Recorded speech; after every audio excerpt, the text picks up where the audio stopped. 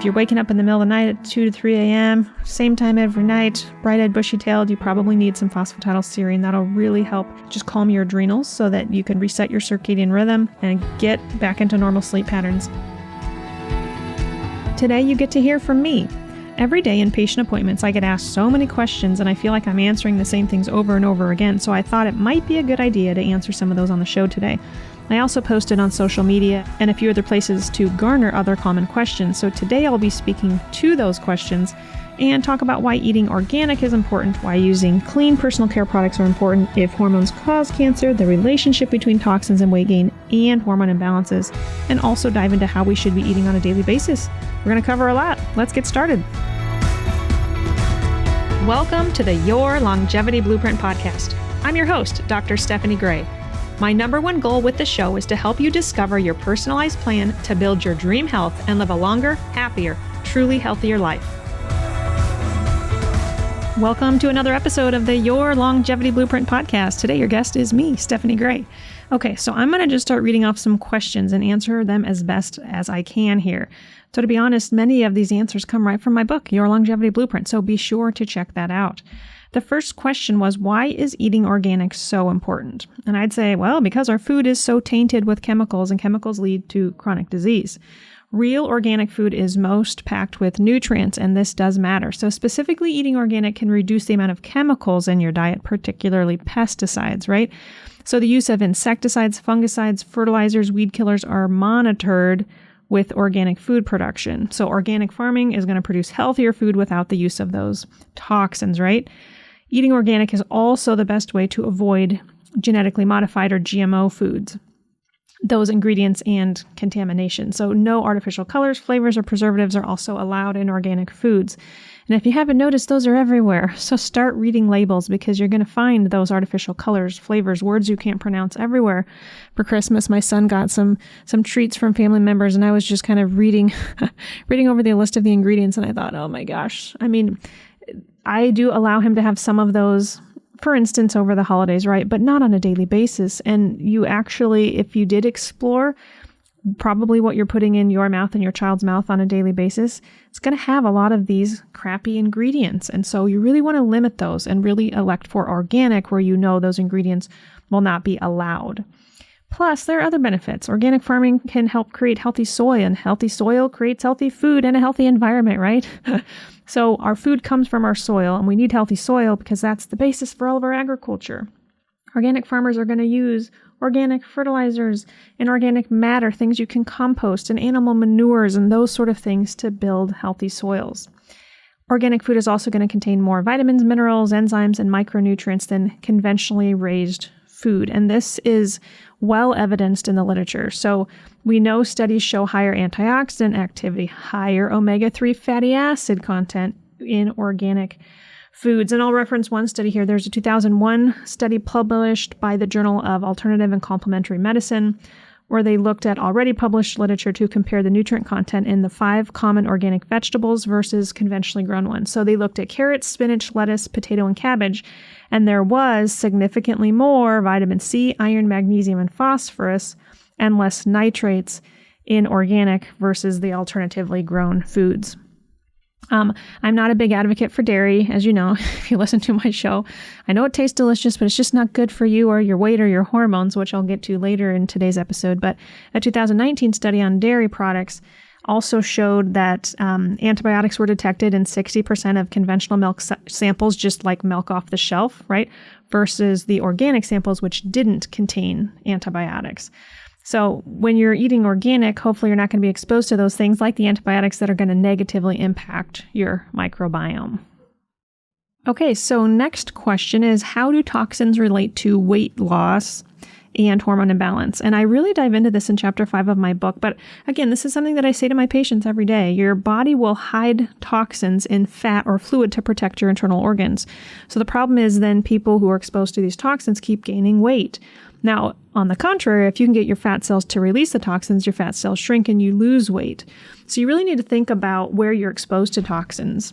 And, some of my friends are big makeup junkies, and some have even done hair, right, for a living. So they're exposed to products that have been laced with chemicals that can cause, allergies, cancer, chronic disease, but also these endocrine disruptions. So specifically, parabens and phthalates are two well-known endocrine disrupting chemicals that combine to our hormone receptors and lead to estrogen dominance. These endocrine disrupting chemicals have been implicated in neurological diseases, reproductive disorders, thyroid dysfunction, and immune and metabolic disorders. You can definitely read more about these chemicals at the Endocrine Disruption Exchange online. So I often mention these big 3 things to avoid for, back to the question, like losing weight and optimizing hormones. Those 3 things are plastic, fragrances, and dairy. So this also kind of answers the next question that I was asked as far as why do we care if ingredients are even clean? Well, because we don't want the dirty ingredients messing with our hormones. So plastic is toxic and it's not meant to be ingested, but think of how often you may be exposed to it, right? Cough spray, baby formula, peanut butter, ketchup, those all likely came from plastic. A lot of things in your kitchen may be in plastic. You may even store your food in plastic. Plastic contains bisphenol A or BPA, which is an endocrine disruptor that again can have negative impacts on your reproductive organs and your hormones, specifically the breasts in females and prostate in males. So we certainly want to avoid plastics, and I guess I'll kind of go off on a tangent and also say aluminum is also not safe. Yes, I still eat some food out of cans, but these can unfortunately also contain BPA, which can be leaching into your food. So glass is absolutely the most safe alternative that we're aware of. So choose glass containers to store your food in, especially if you go out to eat. I know this is annoying, but all of those to-go containers are really lined with plastics that can leach into your food. So if you can, just take a container with you, glass container, put your leftovers in there. Store your food at home in glass, and please do not microwave your food. Definitely don't microwave in plastic. If you have to microwave in glass. So other than plastics, I also mentioned fragrances and dairy are other things to avoid, again, for losing weight and optimizing hormones. So our personal care products can contain things called parabens and phthalates. So we want to read the labels and avoid products that have these. These can often come from fragrance. Fragrance is kind of a catch-all term that just means hidden phthalates, however we pronounce that, which again can impact our hormones. So avoid plastic, avoid fragrances, and avoid dairy. So unfortunately, dairy has layer upon layer of endocrine disrupting chemicals. So think about it. The cow is injected with growth hormones. He's likely eating pesticide-laden grains, right, with mold toxins potentially too. And then that dairy is stored in a plastic-lined plastic container. So dairy is just unfortunately one area of exposure that we commonly have that can disrupt our hormones. Now, I guess what I'm saying also would apply to other produce. So you really want to think about if you have to have dairy, you want to really purchase organic. That would not just apply to dairy, though, if you choose to partake in that. It would apply to chicken, beef, pork, anything that you're purchasing. So if you have to not purchase organic, kind of going off on a tangent here, I'm going to go to a website as I'm talking to you. I'm going to go to the Environmental Working Group's database. So not the skincare database for personal care products, but they actually have a shopper's guide to pesticides and produce. So I'm looking at online here, ewg.org, the 2022 Dirty Dozen. So these are the foods that are going to be most heavily laden with pesticides that you really, really want to buy organic. So they are, from the top, strawberries, spinach, kale, collard greens and mustard greens, nectarines, apples, grapes, bell and hot peppers, cherries, peaches, pears, celery, and tomatoes. So for dairy, for meat, for these fruits and vegetables, buy organic. Now they have a list of the clean 15 foods you don't have to buy organic, although I'm shocked at one of these. I'm going to have to look more into this, but their top 15 cleaner foods in regards to pesticides, okay, are avocados, sweet corn. I would think that's a GMO, but that's the one I want to look into. Pineapple, onions, papaya, sweet peas, asparagus, honeydew melon, kiwi, cabbage, mushrooms, cantaloupe, mangoes, watermelon, and sweet potatoes. Oh, and so there's an asterisk here at the bottom. It does say that some sweet corn, papaya, and summer squash are from genetically modified seeds. So you still would want to consider organic. Very interesting. Again, I'm going to look more into that. But I do heavily advocate for eating organic, back to just minimizing one's toxic burden, right? Minimizing weight gain and hormone disruption. Okay, so next question is, do vitamins even do anything? Yes. I talk a lot about the importance of nutrients and supplementing in chapter 4 of my book, Your Longevity Blueprint. So just to remind you, nutrients are so important. They're involved in a variety of chemical reactions in our body. I've read a lot of Michael Pollan's books, and he says that foods are essentially the sum of their nutrient parts. And so, after food is digested, nutrients are transported through our body to assist in all the different metabolic processes that happen in our cells that are necessary for life. And every cell in our body has a receptor site that receptors bind to, kind of like a key fitting in a keyhole. And for that receptor to bind correctly to unlock that door, your body requires all the micronutrients possible that hopefully we're getting from diet or supplements. Terry Walls says, when our cells aren't getting what they need, the body doesn't work right, and usually many things will go wrong somewhere. Our mitochondria won't produce energy efficiently, and that can lead to a slew of chronic diseases. I guess another way I could say this is when you visualize a wilting flower or plant, like, what do you think it needs? Maybe it needs a little TLC, but it also needs water, proper soil, nutrients, and sunlight. So you don't take a houseplant to the doctor to get recommendations for drugs or surgery, right? Instead, when you see it wilt, you kind of ask, okay, what does this plant need to be healthy and grow? And the same is true for our human body. So plants need nutrients the same way that our bodies and our cells need nutrients. So we need macronutrients for life, right? These are the carbohydrates, proteins like amino acids, lipids, aka fats, and fiber. But we also need micronutrients, things like vitamins, minerals, antioxidants, and of course water. But those micronutrients, many times we have to get from supplements. I also, in my book, really break down like why we're so nutritionally deficient, like why we need to supplement.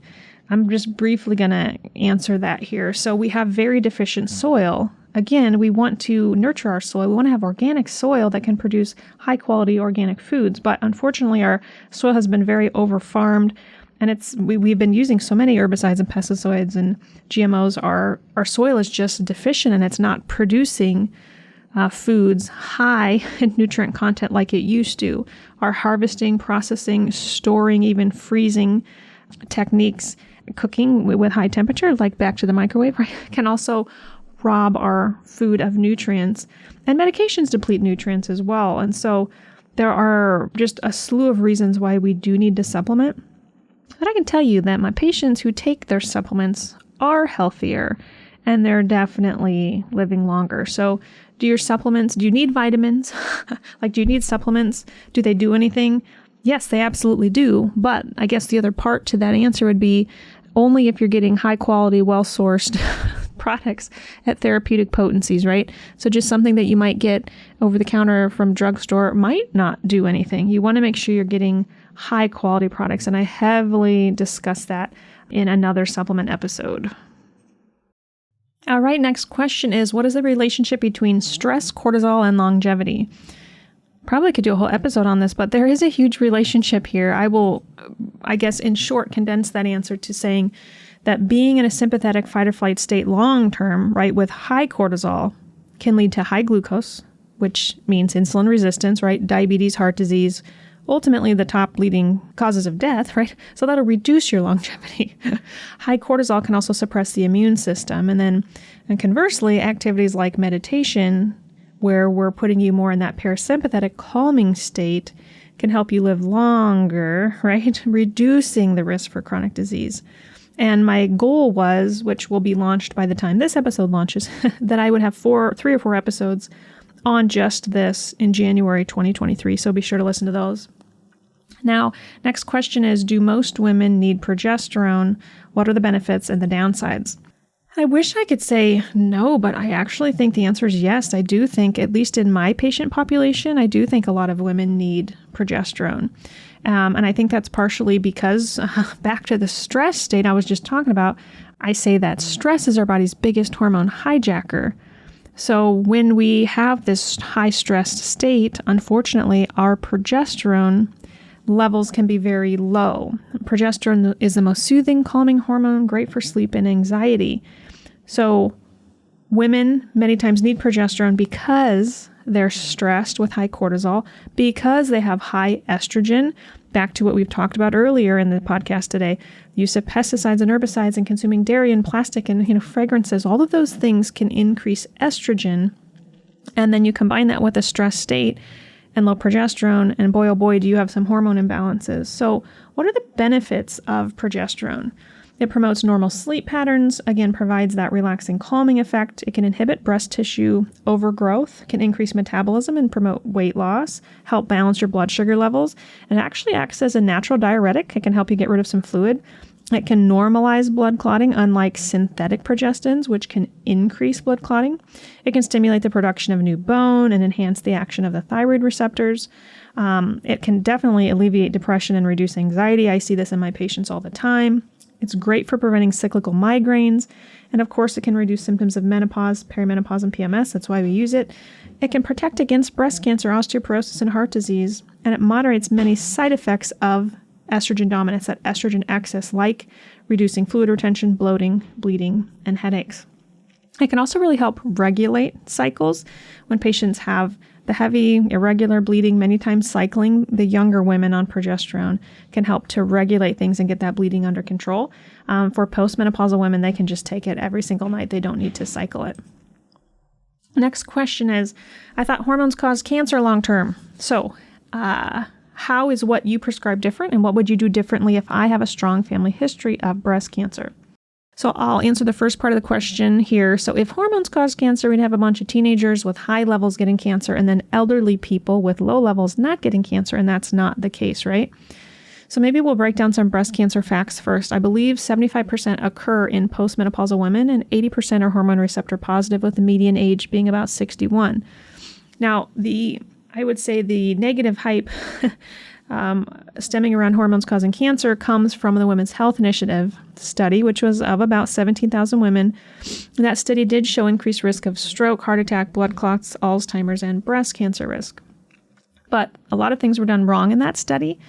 The Women's Health Initiative did use the wrong hormones and the wrong route. No hormone levels were tested, which is different from patients who see me. We certainly test levels, and we combine the levels with symptoms to see what our patients actually need. We only give bioidentical natural hormones, but I should point out that the Women's Health Initiative estrogen alone arm actually did not increase breast cancer risk, which might surprise you. It was only not with natural progesterone, but with synthetic progestin, when that was added to that arm, that the cancer risk increased.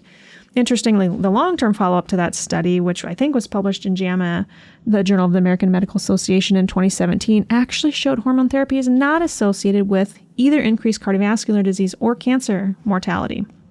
But we are still dealing with the initial negative hype from that study. And so what we try to do, at least in my practice, I try to not replicate what was done in that study. So I don't use the synthetic hormones, right, from horse urine. I don't give estrogen orally in a capsule. I don't give synthetic progestins orally in a capsule. So we use safer routes of administration. We use a lot of hormone pellets in my practice. Sometimes we'll do topical gels and creams if I have very sensitive patients. I will give sublingual hormones. I will give oral natural progesterone, not the synthetics. So not synthetic horse urine, not synthetic progestins, but natural estradiol or progesterone. If you're taking a hormone replacement therapy and your prescription does not say estradiol or progesterone or testosterone, then it's not natural. It's something else synthetic. I will say what's more important than hormones themselves or hormone levels is really the hormone metabolites. And so I think I'll try to answer the next question and blend it in with what I'm saying. So that next part of the question was what I would do differently in a patient who has a strong family history of breast cancer. So if you have a strong family history, I'd want to know specifics. I'd want to know if the hormone was, hormone receptor positive or whatnot. There are so many things we could do from a functional medicine standpoint to reduce your individualized risk. If you have family history of specifically estrogen receptor positive breast cancer, then we would want to test your urine hormones to see how you specifically metabolize estrogen to ensure it's cleared more appropriately. So my doctorate was on this, really just looking at how your body eliminates, detoxifies, metabolizes, whatever word you want to use, estrogen. So if we find that your estrogens are not metabolized well in this urine hormone test, we can only do this with urine hormone testing. There are ways we can supplement. We can use nutrition and different supplements to influence the metabolism for the better, to reduce risks of estrogen-related cancers fibroids, cysts, endometriosis, etc. Okay, next question is, what can I do to better promote sleep? This is such a great question because sleep is when your body rejuvenates. That's when you detoxify. So you want to do everything you can to minimize stimulation at night, like through either using blue light blocking glasses if you have to be on your devices, or try to minimize the use of your devices and TV and instead read a book, listen to calming music. I'm a big advocate for turning off your cell phone or putting it in airplane mode at night, or even turning off your Wi-Fi at night. And if you really need, there are calming supplements. I heavily recommend use of magnesium. Many times we'll use phosphatidylserine. Magnesium, of course, is a mineral. Phosphatidylserine is a phospholipid, which can really dampen the release of cortisol or adrenaline. If you're waking up in the middle of the night at 2 to 3 a.m., same time every night, bright-eyed, bushy-tailed, you probably need some phosphatidylserine. That'll really help just calm your adrenals so that you can reset your circadian rhythm and get back into normal sleep patterns. L-theanine and GABA are calming amino acids, which can work very quickly. They can be very helpful. And if you need, get a biotracking device, something like an Oura Ring, so you know your sleep is improving. I don't really like the concept of patients tracking their sleep, like using their phone. There are some like phone apps that you can set up your phone by your head, and it's like supposed to monitor breathing and different things. Well, then you're getting exposure to EMFs, so that doesn't make any sense to me. Don't use those things. But using a biotracking device, something like an Oura Ring, which is not going to emit the EMFs unless you're Bluetoothing it to your phone, I think can be very helpful because you can kind of see, okay, I took magnesium or I took phosphatidylserine, right? Was my sleep better? These devices can help you monitor that.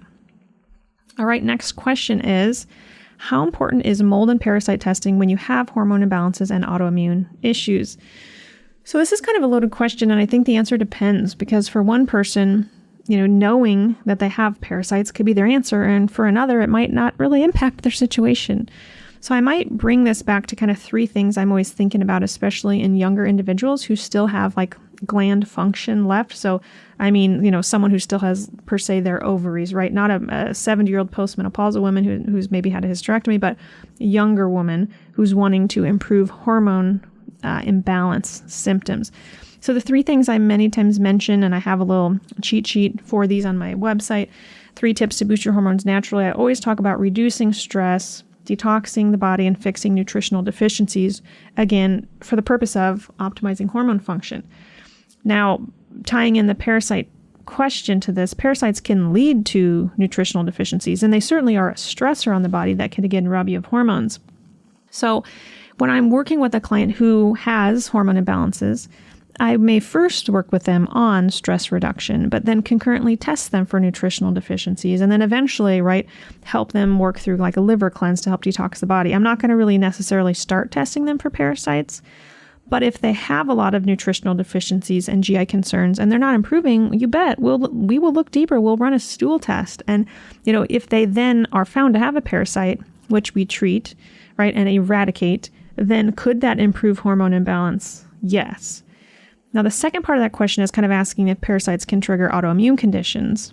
They can. They can also treat them. I once had a patient who used, I can never pronounce this, Helminth treatment. He basically got parasites from India, unwrapped them, put them on his skin, and let them crawl into his skin.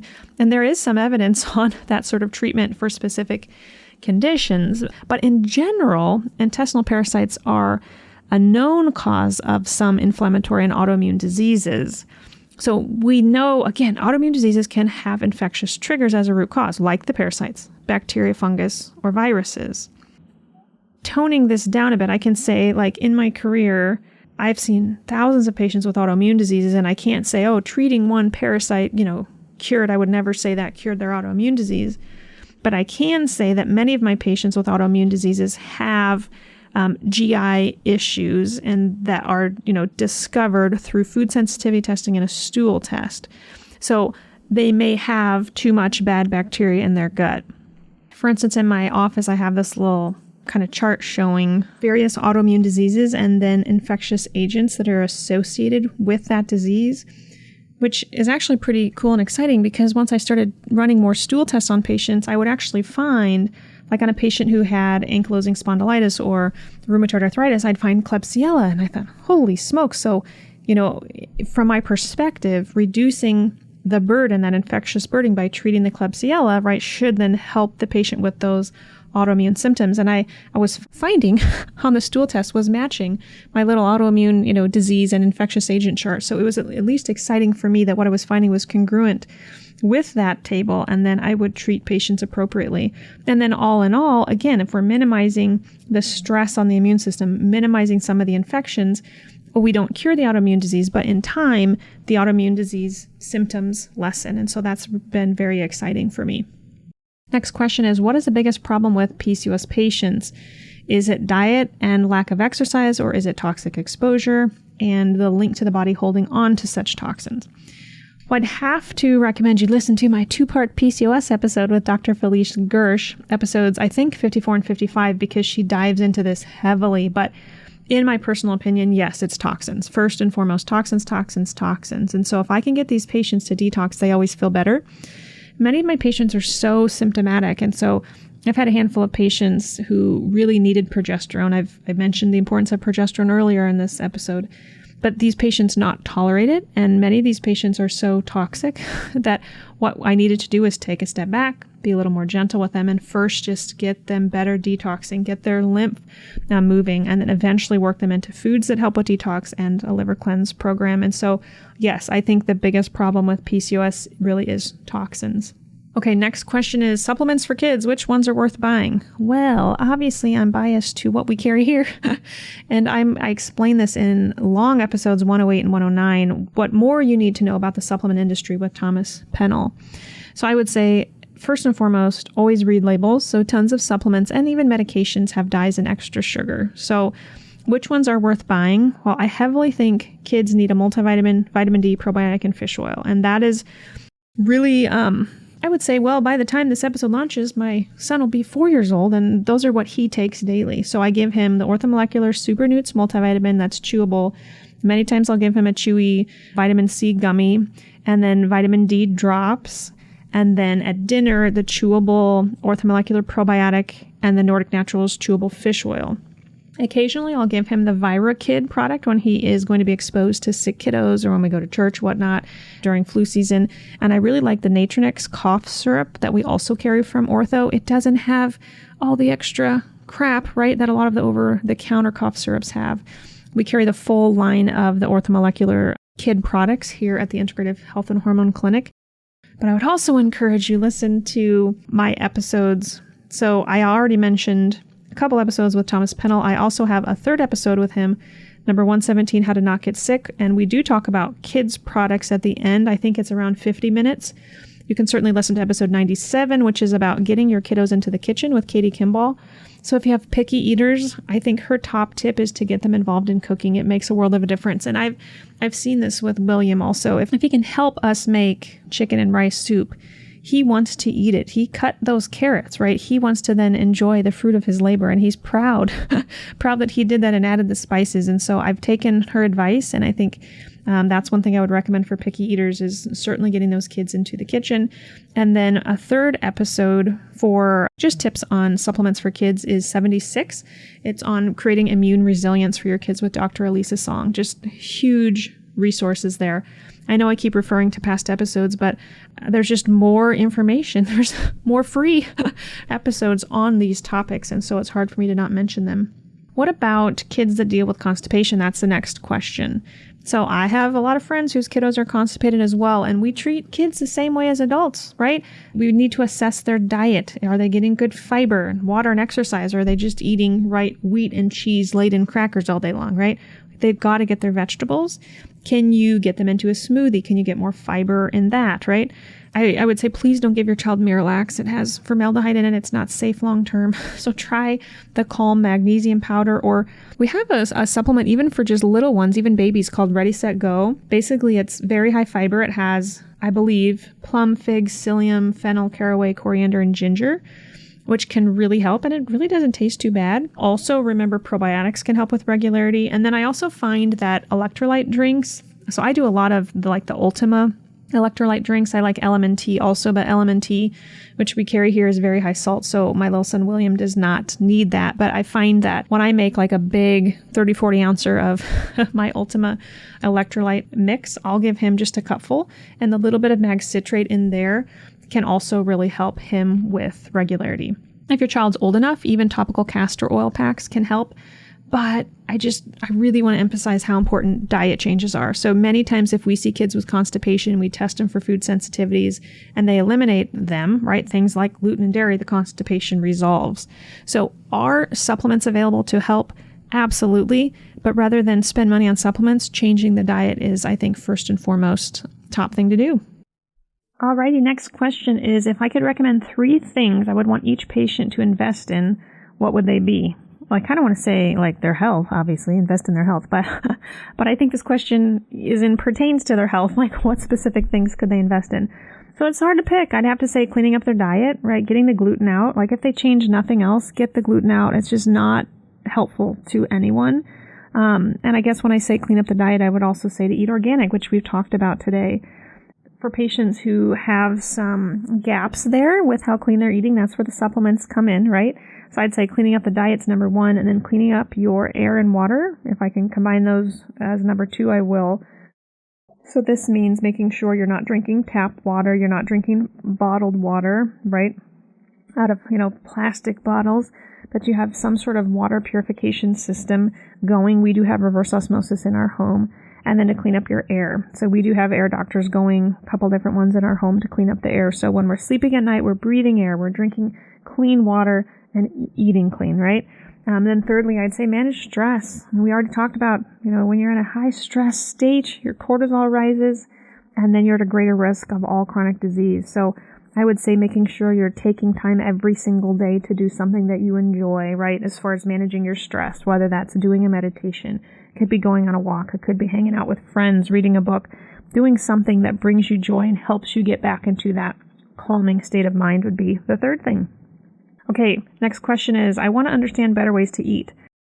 So I had some other questions that were very similar, and I think I'll walk you through a presentation that I have for my patients just centered around healthy eating, and that's how I can answer that question. So with healthy eating, I do want to mention that habits are really important because, after you listen to all these things I'm going to say as far as how you should be eating, it can be very overwhelming, and I don't expect patients to, change everything, do a 180, change how they're eating by the next morning. No, they need to just start with small habits. Even if you get 1% better each day, those small changes are going to lead to a big result. Getting, again, that 1% better every day counts in the long term.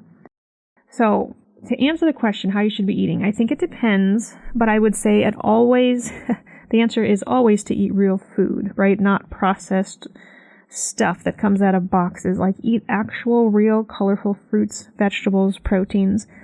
And you really need to get tested for food sensitivities because, again, one person maybe can eat eggs that are rich in choline and that they need, and another person shouldn't. So you really want to avoid whatever your inflammatory foods are. You really want to lead with green leafy vegetables. Those help with methylation. Those help with so many things. So really fill your plate, lead with green leafy vegetables, and make sure you're having protein with each meal. It really surprises me when I go through my new patient packets. I have every single patient write down what they're eating breakfast, lunch, and dinner, and many patients aren't getting any protein for breakfast. So make sure you get protein with each meal, healthy fats with each meal, and then again, make sure your foods are minimally processed, packaged, that they're not genetically modified. Really go for organic, at least for the dirty dozen foods that I mentioned, and then drink half your body weight in ounces of purified clean water every day. So I already have mentioned the dirty dozen and the clean 15 that I'd love for you to print lists for, which you can get from the EWG site. And then just kind of going back to what inflammatory foods can many times be. They could be the eggs I mentioned. They could be gluten, dairy, soy, corn, peanuts, sugar, artificial sweeteners, fruits, seeds, spices. It's really different for each patient, which is why testing is so important. A good overall recommendation is to eat Mediterranean diet-like, which is heavy in fruits and vegetables, fish and seafood, which we don't get a lot of here in Iowa, gluten-free grains, things like potatoes and quinoa, nuts and seeds, lots of olive oil. Olive oil has omega-9s, and I just really douse that on my salad. I have salad every day for lunch, and I just put tons of olive oil in there with some sea salt. Mediterranean diet includes dairy and eggs, but again, sometimes these are inflammatory for people, so I'm not heavily advocating for that, but generally speaking, the Mediterranean diet is really kind of good advice. And then you want to avoid foods that have numbers on the label that means it's a chemical formula. You want to avoid anything that says enriched, anything with artificial flavors, colors, and sweeteners, and anything with MSG, monosodium glutamate. So maybe we'll talk about what you could do for breakfast, right?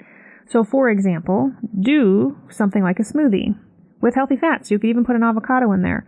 I'm okay with eggs for patients who can have eggs, with sausage, bacon, smokies. Try to get organic, of course. Don't do something like carbs alone. Don't do a bagel or toast. Don't have just fruit alone. That's right, high sugar. Don't have dairy-laden yogurt or sugar-laden coffee, right? So we're going to make sure you're having a protein-rich breakfast with healthy fats. You can have some fruit in there as well, but make sure it's not high carb. So for lunch, again, I already mentioned I have a salad, so I highly encourage meal prepping so that you can have something like a salad every day. You want to add to that protein, so you could consider chicken, beef, lamb, or fish. You could add nuts, walnuts, cashews, almonds. I add an avocado almost every day. You could add vegetables, cucumbers, tomatoes, peppers. Many times I'll chop up cilantro or green onions. And then your dressing can be something safe, like olive oil that I mentioned, apple cider vinegar, honey mustard. And you can always add a modest amount of fruit to that as well.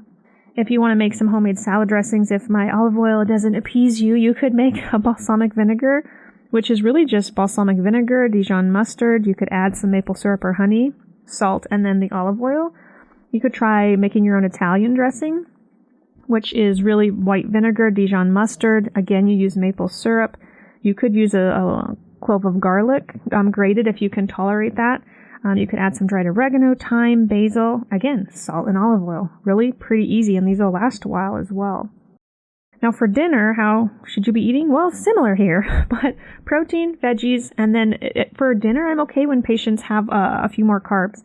I personally do not do well when I have carbs at lunch. I just crash. 2, 3 p.m., I crash. So I try to not have a heavy carb lunch. So for dinner, I'm okay if you want to have rice, quinoa, sweet potatoes, white potatoes, gluten-free pasta, but make sure you're combining that again with healthy fats and then protein. So maybe salmon, cod, lamb, beef, chicken, pork, something like that. And then go nuts with vegetables.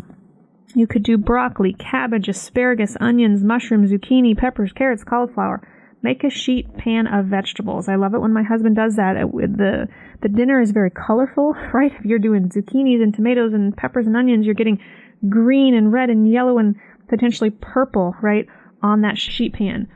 Those vegetables that are dark and pigmented have more nutrients. So make sure you get tons of colors on your plate and mix up the different vegetables you're trying. Now for snacks, I'm a big fan of trail mix. So you could do nuts, a little bit of dried fruit. You could do cacao nibs if you like chocolate, coconut flakes.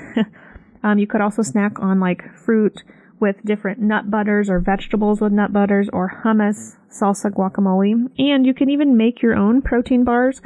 You can purchase them, but I also am a huge fan of making oatmeal-based protein bars. I should say oat-based. Many patients want to lose weight, and I do need to kind of re-educate them on portion distortion, because many individuals will say, okay, I'll eat how you're telling me, but they might be eating twice the amount they really should. So for many people who really need to lose weight, they do need to be careful with their portions. And so even from a habit standpoint, just cutting back a little bit each day, each week can be very helpful. I do want to talk about good fats versus bad fats. So you want to keep bad saturated fats to a minimum. So things like palm, coconut, cacao, dairy, those are saturated fats. It's not that you can't have them. I just say, especially for patients trying to lose weight, I would keep them to a minimum. Your good monounsaturated fats are things like found in olive oil that I was just mentioning, and polyunsaturated fats are found in foods like fish and walnuts. So I'm okay with those sort of fats. Now for beverages, filter your water. Water first always.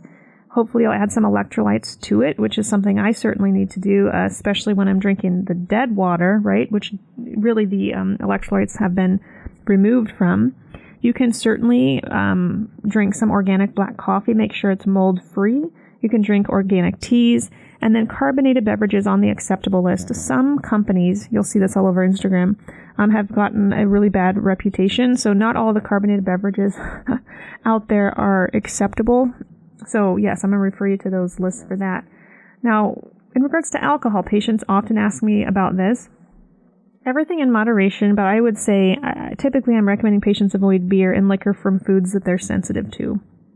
Now, what's acceptable are more things like vodka, seltzers, those sort of things. Those are going to be gluten-free. They're going to be dairy-free. They're not going to have, hopefully, sugar, alcohol. Some do. You got to read the labels. And many of them are not high sugar either, which is great. Patients who really need to snack, I would say if you feel like you're needing to snack, make sure you increase your protein and fats with each meal. So this should cause you to feel more satiated so that you don't feel like you need to constantly eat. You can also consider brushing your teeth after your last meal of the day or after each meal. For many people, that just kind of gives them that sweet feeling, and then they don't eat until the next meal. We do have a lot of different supplements for cravings, though. My favorite is called ApiCurb. It has 5-HTP, chromium, phenylalanine, tyrosine, glutamine, and gymnema. So all of these agents help to boost our happy neurotransmitters and also help with blood sugar regulation. And so that can be very helpful as well. For many of our patients, currently we're using semaglutide, the GLP-1 agonist, which really help patients feel full longer. It helps minimize cravings as well and works on insulin resistance. So we're having tremendous benefit with using that for weight loss. But we also many times use our liver detox program for patients and Prolon, which is kind of that 5-day prolonged fast regimen to help pilot patients into better eating behaviors. Because again, if we can kind of start having them make some changes, especially with their habits, because life is all about habits, and habits determine your future, right? Then hopefully we can kind of budge the needle here. So anything that you can anchor new changes to will help you creating that new habit. So I would definitely propose to you a new kind of weekly challenge. I'd love for you to pick one of the last few things I had mentioned to work on. So that could be either improving your sleep, increasing your water intake, switching to organic for the Dirty Dozen foods at least. Maybe it's meal prepping. Maybe it's reducing portion sizes. Maybe it's making your own salad dressing or just making a sheet pan of vegetables. If you can just start each week implementing one of these things, your health will be positively impacted. So remember, I think I've said this already, but people do not decide their futures. They decide their habits, and their habits decide their futures. So this really, your future health is up to you. In conclusion, I know this episode kind of went all over the place, but the trends throughout this really stemmed in the same topics, right? Eating clean to improve your weight and your hormones. So if you enjoyed the show and want me to do another Ask Me Anything show, please send your questions to me on Facebook or to info@yourlongevityblueprint.com. Be sure to check out my book, Your Longevity Blueprint, and if you aren't much of a reader, you're in luck. You can now take my course online where I walk you through each chapter in the book. Plus, for a limited time, the course is 50% off. Check this offer out at yourlongevityblueprint.com and click the course tab. One of the biggest things you can do to support the show and help us reach more listeners is to subscribe to the show. Leave us a rating and review on Apple Podcasts or wherever you listen. I do read all the reviews and would truly love to hear your suggestions for show topics, guests, and for how you're applying what you've learned on the show to create your own longevity blueprint. This podcast is produced by Team Podcast. Thank you so much for listening, and remember, wellness is waiting. The information provided in this podcast is educational. No information provided should be considered to be or used as a substitute for medical advice, diagnosis, or treatment. Always consult with your personal medical authority.